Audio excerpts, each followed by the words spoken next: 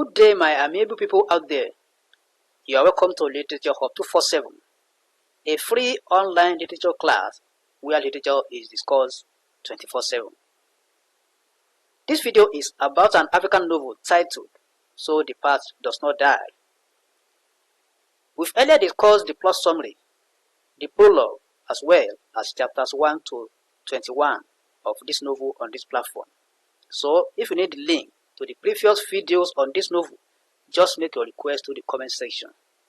And I want to inform you also that Redemption Road, the other African novel, has also been analyzed here comprehensively. So if you need the link to Redemption Road also, just make your request and it will be sent to you. This is chapter 22 of So the Past Does Not Die. You are welcome to the classroom. Before we continue, in chapter 21, that is the last chapter. The chapter is basically about the dinner organized by Edna, that is Kizzy's wife, for her people, where we have Fina, Kam, and other people. But towards the end of that chapter, towards the end of the party, something happened. Because Kam refused to testify that Kizzy has no case to answer in what happened during their wedding ceremony. Kam was saying that the white man would narrate everything that happened by the time he recovered. And this didn't go well with Kizzy. So Kizzy was calling Kam names and he tagged Fina a cheat. This causes a lot of problem. So let's see what happens here. So the Past Does Not Die by Pede Hollist, chapter 22. They drive to Fina's townhouse in silence, and Fina goes straight to her bedroom when they enter. She later comes back to Kam, who sits on the love seat and says she wants to sleep, but needs to tell him some things. She tells Kam how Kizzy sexually abused her when she was a student, and Kizzy was a lab attendant. I think you can still remember that scene. In response to Kizzy's questions, she replies that they were not dating and he didn't know Edna then. She explains further that Kizzy and Edna met in America. Kizzy asks Fina why she didn't tell Edna not to marry Kizzy because of her experience with him. She explains that it happened a long time ago and wants to leave it in the past. Kam asks Fina to narrate how it happened. She is reluctant to narrate it, but is bent on Fina's narrating the incident. She tells Kam that the incident happened a long time ago when sexual assaults were not reported. She wouldn't have known who to report to them because they would say she deserved it. She was even ashamed to tell anybody because she was also partly responsible.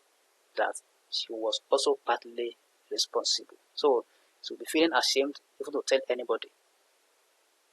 Fina tries to apologize. I think we remember what happened there.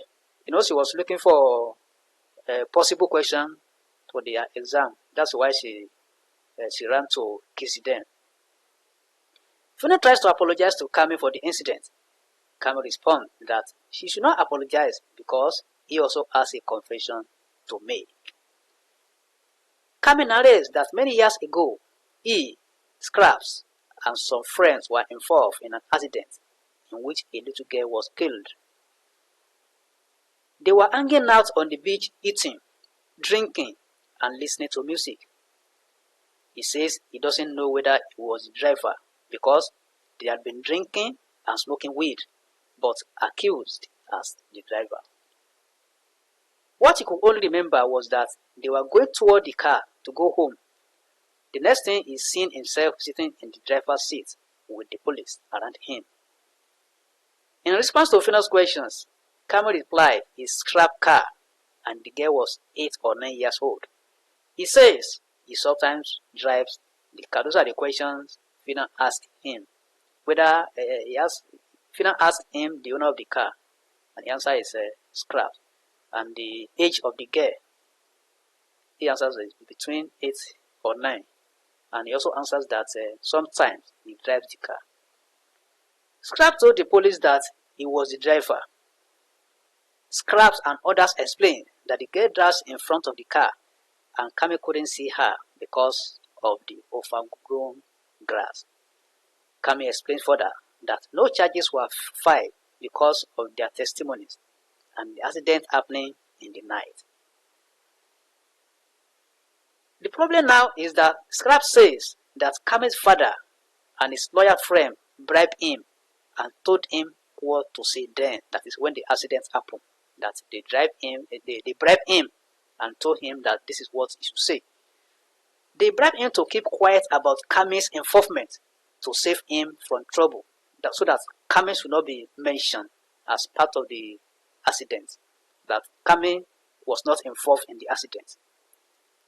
Scrap now wants to use that to blackmail him to make sure he is not charged. That is, with the current case now. He doesn't want them to charge him. So that's why he's now trying to blackmail Kami. He wants Kami to tell the police that Kizzy attacked the white man. He's threatening to reveal what really happened then if Kami refuses. That is going to narrate everything that happened then if Kami refuses. Fina asks Kami what he's going to do, but he doesn't respond. The farmer then tells him to inform the police about the name development. Kami responds that he can't do that because it can ruin his family's name and put his practice at risk. Fina says Kizzy might go to jail, and Kami responds that he doesn't care if he rots in jail. Fina stands up, goes to her room and sleeps. Kami sleeps on the sofa because he doesn't want Fina to think she has been abandoned again if he leaves. Fina is in the hospital waiting room. This is another scene. Fina is in the hospital waiting room with the adoptive parent of Glenn Gibson, that is Kami's son, watching the wall-mounted television. She exchanged words of hope with them when they met. She later discovers that they are inquisitive to know about her country and her language. She tells them that she's from Sierra Leone, where there are many languages, but says Creole is the lingua franca. To avoid them at least for some time, Fina asks to be excused. When she comes back 15 minutes later, Celeste and Judge Pede have arrived. The occupants of the waiting room are all engrossed in the narratives of the television when Anushka, Glenn's biological mother, comes in. Anushka exchanges pleasantries with Kami's parents. She greets the Gibsons too and appreciates them for allowing her to see Glenn. Fina examines her and reminds herself that she's the girl Kami had a child from. Judge Pede introduces Fina to Anushka as Kami's fiancée. She embraces Fina and says that Glenn is her son too. Anushka calls for a group hug, after which she prays for Kami and Glenn for a successful operation. She also prays for the guidance of God to all of them and ends it with the Lord's Prayer. Fina is angry within herself seeing Anushka, who she doesn't like. She wonders what attracted Kami to her. Anushka asks the people questions about the hospital, the surgery, and the surgeon. Judge Pede and the Gibsons respond to her questions. She also comments on the kindness of Kami to release his kidney to his son he has never seen. The Gibsons change the discourse when they talk about their vacation in Trinidad and mention the places visited. Judge Pede also contributes like others. Fina feels like an outsider among them because of her non-contributing to the conversation. She thereby concentrates on the television, showing moisturizer pads that make age lines disappear. 2 weeks later, Kami is at home recovering from the transplant. This is another scene. Anushka comes to say goodbye to him. It's the time they will be talking. It's the first time they will be talking together alone since their affairs about 21 years ago. Kami tries to tender his apologies when Anushka responds that it's not necessary. She explains further that they were ignorant then, that the two of them were ignorant then. And when these things happened, their parents did what they thought was the best for everybody. She concludes that God makes things work in mysterious ways for them. Kam agrees with her and compares how she analyzes the past with that of Fina, that is, how Anushka is analyzing the past. Is comparing it with how Fina do analyze past. Anushka kisses Kam on the cheek and walks towards the door. She turns around again and casts Kam's mind back to the accident he had while studying in England. She says that Scrap told her that Chaplin, who is dead, was the driver who hit the girl that day.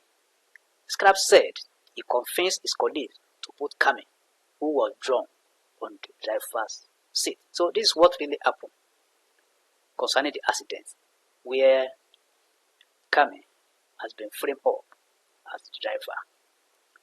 And for the fact that Kam's father was a judge who could easily shield him away from prosecution. So that's the sense of framing up Kam. They believe that he could be exempted from being prosecuted because his father is a judge. Anushka adds that when she requested for more details from Scraps, he tried to change the subject. She also tried to confirm the story from others, but they said they couldn't remember what happened because they were too drunk. After Anushka leaves, Kam tries to rack his brain to remember what happened that night, but couldn't. He is however relieved that another version of the accident exists. He wants to share it with Fina, who can guide him on what to do, whether to tell his father or to confront Scraps. He has not heard from Fina for 2 days. He picks up his phone and dials a number. The recorded message keeps on saying the number is no longer in service. He later calls Amma, who tells him that Fina traveled home the previous day. She adds that Fina told her that Kam was aware that she's traveling for good. So that is the analysis of chapter 22 of So the Path Does Not Die. Please, if you are new on this platform, try and click on the subscribe button and the bell icon so that you will be part of this platform. And whenever any video is produced, you are going to be notified. You are free to share this video or any of our videos on any social media platform. Like the video. Invite your friends and colleagues to join us. If you have any question or comment, you can ask your question through the comment section and it will be attended to. And I want to inform you that all these videos are connected, from the plot summary to the prologue to chapter 1 up till this chapter and the next chapter. All the videos are connected. At the end of the prologue, at the end of the plot summary, the prologue will pop up. At the end of the prologue, chapter 1 will pop up, chapter 2, chapter 3, and so on and so on. Let's meet in the next chapter. Thank you and God bless.